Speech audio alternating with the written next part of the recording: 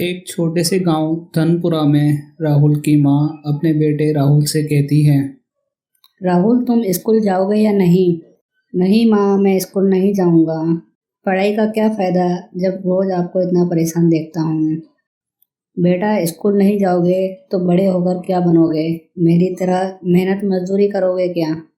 हाँ माँ, मैं अभी से काम करना चाहता हूँ। आपको रोज काम करते हुए देखता हूँ। बिना आराम आप इतना काम करती हो, ये सब मैं देख नहीं पाता, इसलिए मैं भी आपके साथ काम करना चाहता हूँ माँ। बेटा, तू मेरा सहारा है, मेरा सपना है।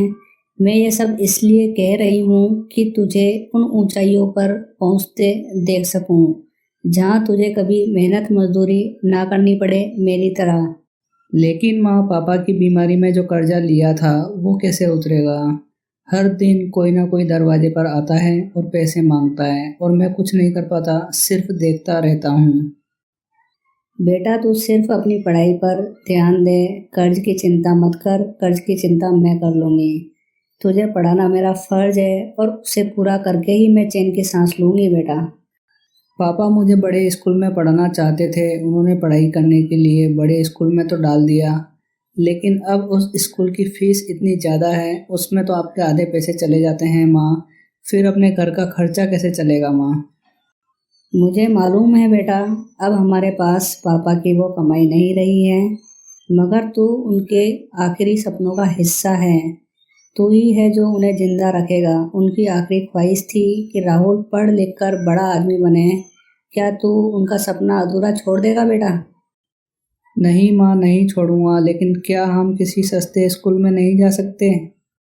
सोचा तो था बेटा कई बार, लेकिन इस स्कूल में पढ़ाई अच्छी होती है और तेरे पापा ने कुछ सोच समझ कर ही तुझे इस स्कूल में डाला होगा।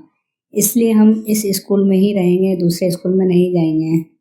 ठीक है माँ, मैं वादा करता हूँ जितनी मेहनत आप कर रही हो मैं उससे दो गुनी मेहनत करूँगा और अच्छे से मन लगाकर पढ़ाई करूँगा। पापा का सपना कभी नहीं टूटने दूंगा। राहुल स्कूल जाने के लिए तैयार होने के लिए चला जाता है। एक दिन दोनों ही माँ बेटे बरामदे में बैठे हुए थे। कमला जी के मन में उदासी छाई हुई थी, क्योंकि जब राहुल के पापा जिंदा थे तब कभी कोई मेहमान कभी कोई हमेशा आते रहते थे। सब लोग उनका हालचाल पूछते थे। राहुल के पापा के जाने के बाद कमला जी और राहुल के अलावा कोई भी उस घर में नहीं था जो उनसे उनके हालचाल पूछने आया हो। उस दिन से आज तक उनका एक भी करीबी रिश्तेदार मिलने तक उनसे नहीं आया। राहुल अपनी माँ से कहता है, माँ, क्या आपको कभी ये नहीं लगता कि ये सब लोग मतलब के लिए पास आते हैं? पापा होते थे तब तो सब आ जाते थे, अब सब गायब हो गए हैं। बेटा, यही दुनिया है। जब किसी को अपना मतलब होता है तब तक सब अपने होते हैं, पर जब मुश्किल वक्त आता है तब सब अपने चेहरे असली दिखा देते हैं। माँ, काका नहीं आए जो खुद को पापा का छोटा भाई कहते नहीं थकते थे, और वो शर्मा आंटी हर दूसरे दिन चाय पीने आती थी, अब गली से भी नहीं गुजरती। तेरे पापा ने हमेशा सबका भला चाहा बेटा, बिना सोचे समझे। बदले में उन्हें क्या मिलेगा? किसी की बीमारी में दवाई पहुंचाना, किसी की बेटी की शादी में मदद करना। उन्हें यही लगता था कि अपनों के लिए कुछ करना फर्ज होता है, एहसान नहीं। लेकिन माँ, क्या रिश्ते इतने खोखले हो सकते हैं? बेटा, रिश्ते बनाने से निभाने से बनते हैं, खून से नहीं। जो आज हमारे साथ है वही हमारे अपने हैं बेटा। जो दुख में हमारे दरवाजे पर खड़ा है वही सगा है, बाकी सब नाम के रिश्ते हैं बेटा। उसी पल दरवाजे पर घंटी बजती है। कमला जी और राहुल दोनों सोचते हैं कि अब इस वक्त कौन आया होगा। चलो देखते हैं, शायद कोई भूला बिसरा रिश्तेदार दरवाजे पर आया हो। कमला जी ने गेट खोला तो सामने एक बुजुर्ग व्यक्ति खड़े थे। बुजुर्ग व्यक्ति ने कमला जी से कहा, क्या तुम ही राजेश की पत्नी हो?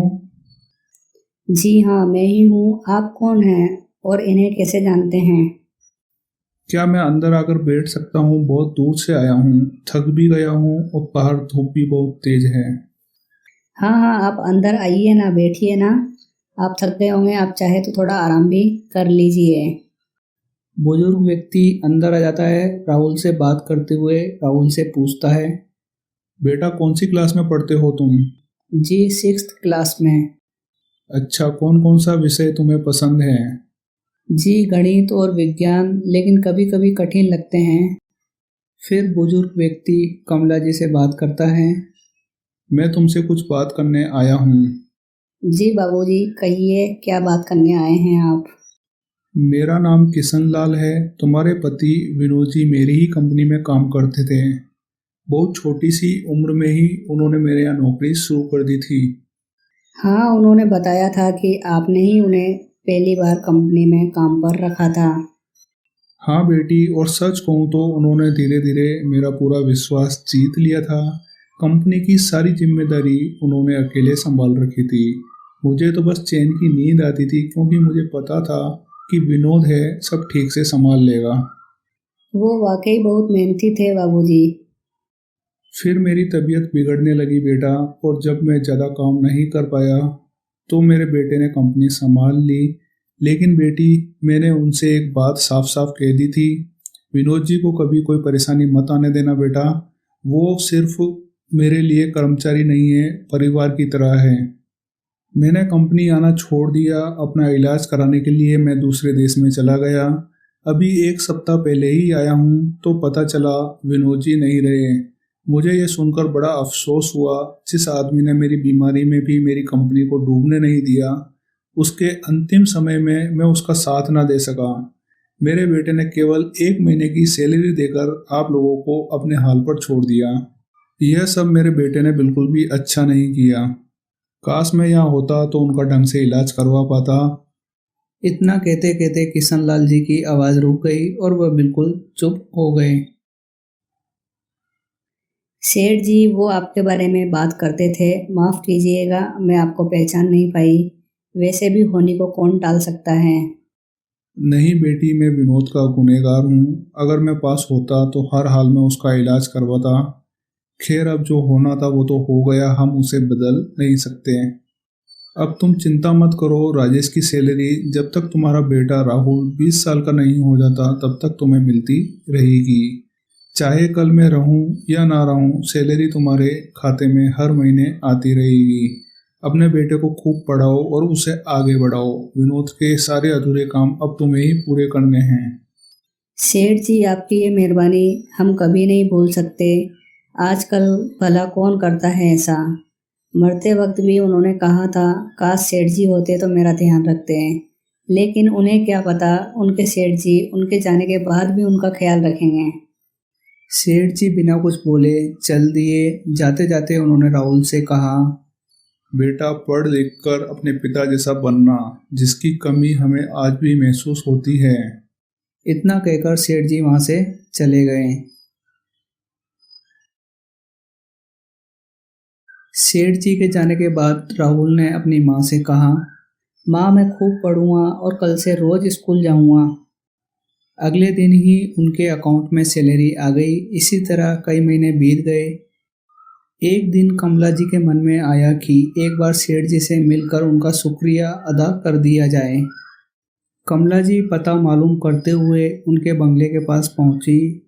वहां एक आदमी जो सेठ जी के यहीं काम करता था, उसने बताया वे जब विदेश से आए थे उसके 15 दिन बाद ही उनकी तबीयत बिगड़ी और वो चल बसे। कमला जी लौटकर फिर से घर पर आ गई और बैठकर सोचने लगी। क्या वो केवल उनका भला करने के लिए ही आए थे या अपना कर्ज उतारने के लिए आए थे? सेठ जी के चले जाने के बाद भी हर महीने सैलरी आती रही। राहुल की पढ़ाई भी अच्छी चल रही थी। राहुल पूरी मन लगाकर पढ़ाई कर रहा था। ऐसे ही धीरे धीरे समय बीतता गया। राहुल बेटा, तुम्हें एक बात बतानी है। आज फिर से तुमने क्लास में टॉप किया है। तुम बहुत अच्छा कर रहे हो, बहुत अच्छी पढ़ाई कर रहे हो। जी सर, धन्यवाद। तुम्हारे जैसे छात्र बहुत कम होते हैं बेटा, मेहनती, अनुशासित और सच्चे। हमें तुम पर गर्व है। स्कूल की ओर से तुम्हारी पूरी फीस माफ कर दी गई है, और इस बार राज्य स्तरीय स्कॉलरशिप में भी बेटा तुम्हारा नाम सबसे ऊपर है। बधाई हो बेटा तुम्हें। माँ देखो, मैं स्कूल में फिर से अव्वल आया हूँ और मुझे स्कॉलरशिप भी मिली है। अरे वाह बेटा, सच में? तू ऐसे ही आगे बढ़ता जा बेटा। तेरे पापा जहाँ भी होंगे तुझ पर बहुत खुश होंगे। एक दिन राहुल और उसकी माँ दोनों रसोई घर में बैठे हुए थे। राहुल ने अपनी माँ से कहा, माँ मैं इंजीनियर बनना चाहता हूँ। पापा का सपना था ना कि मैं बड़ा आदमी बनूँ। अब मैं उसी राह पर चलना चाहता हूँ माँ। बेटा तेरा सपना ही मेरा सपना है, जो तू चाहेगा मैं वही करूँगी। तू बहुत मेहनत कर रहा है, चल खाना खाकर आराम कर ले। नहीं माँ, मुझे अभी आराम नहीं करना, अभी थोड़ी और पढ़ाई बाकी है क्योंकि इस बार मुझे टॉप करना है। थोड़े दिन बाद परीक्षा के नतीजे आते हैं।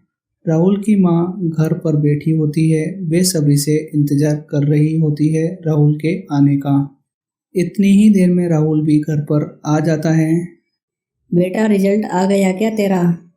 हाँ माँ, रिजल्ट आ गया है, मैंने पूरे स्कूल में टॉप करा है। अरे वाह, फिर से क्लास में तू पहला आया है। भगवान तेरा भला करे। तू दिन ब दिन मुझे और भी गर्व महसूस करवा रहा है बेटा।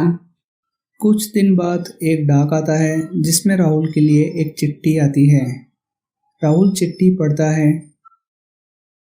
माँ, मुझे एक बड़े इंजीनियरिंग कॉलेज से बुलावा आया है और मुझे पूरी स्कॉलरशिप भी मिली है। हे भगवान, अब लग रहा है कि मेरी तपस्या सफल हो रही है। मैंने जो मेहनत करी थी उसका फल अब मुझे मिल रहा है। राहुल शहर के एक बड़े कॉलेज में एडमिशन ले लेता है।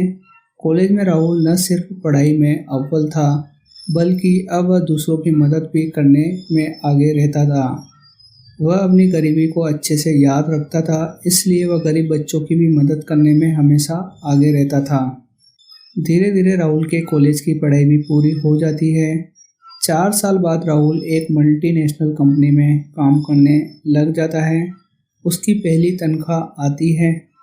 राहुल अपनी पहली तनख्वाह लेकर घर पर आया ही था कि उसने माँ के सामने चुपचाप एक लिफाफा रख दिया। ये क्या है बेटा? माँ, मैं पापा की जगह अब तुम्हें सैलरी दूंगा। उन्हें यकीन नहीं हो रहा था कि राहुल, जो कभी स्कूल नहीं जाना चाहता था, आज उनके पति की जगह घर का सहारा बन गया है। वो सिर्फ लिफाफा पैसों का नहीं था, वो उनकी मेहनत का फल था, उनके त्याग का पुरस्कार था और सबसे बढ़कर उस विश्वास का जवाब था जो उन्होंने अपने बेटे में बिना शर्त किए किया था। इस कहानी से हमें यह सीखने को मिलता है, कभी किसी का भला करेंगे तो उसका फल जरूर मिलेगा। शायद उसी रूप में नहीं, लेकिन किसी न किसी राह से वह लौटकर जरूर आता है। और शिक्षा अगर मेहनत और लगन से की जाए तो न केवल जीवन बदलती है, बल्कि समाज को नई दिशा देती है। इसी तरह की और भी नैतिक कहानियाँ देखने के लिए दोस्तों आप हमारी YouTube चैनल को जरूर से सब्सक्राइब कर लीजिए।